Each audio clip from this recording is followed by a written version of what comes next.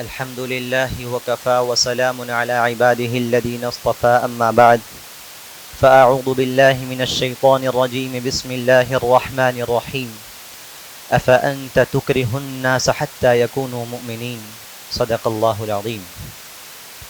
Respected judges, honored teachers and dear brothers, the question, was Islam spread by the sword, is often raised by critics who neither study Islamic history nor understand its theology. This claim is not new. It was a part of the old Orientalist and missionary propaganda to distort Islam's image. But facts, faith, and fairness tell a very different story. The Holy Quran declares an unchanging principle, La ikraha fid deen. If Islam had spread by the force, there would be no need for such a verse. In fact, the Prophet Muhammad sallallahu alaihi wasallam himself was commanded, أَفَأَنْتَ تُكْرِهُ النَّاسَ حَتَّى يَكُونُوا مُؤْمِنِينَ. Will you compel people to become believers?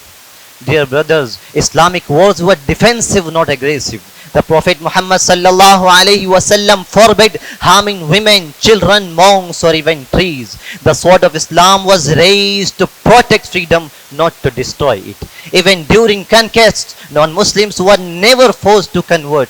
They were offered jizya, a protective tax, in exchange for state security, not a fee for faith. When Muslims could not defend a city like Hims, they returned the jizya to Christians, who replied, Your justice is dearer to us than the tyranny of our own kings.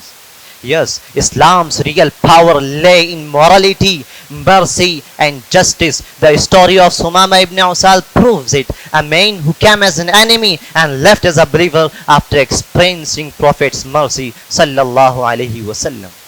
If Islam is spread by the sword, how did it reach Indonesia, Malaysia, and East Africa, where no Muslim army ever went? It is spread by character, by justice, not coercion. In truth, Islam conquered hearts, not lands. Islam conquered hearts, not lands. Its light traveled farther than any sword could reach, guided by morality, mercy, peace, and divine truth. Here I conclude my speech. Thank you very much indeed for your cooperation. Wassalamu alaikum wa rahmatullahi wa barakatuh.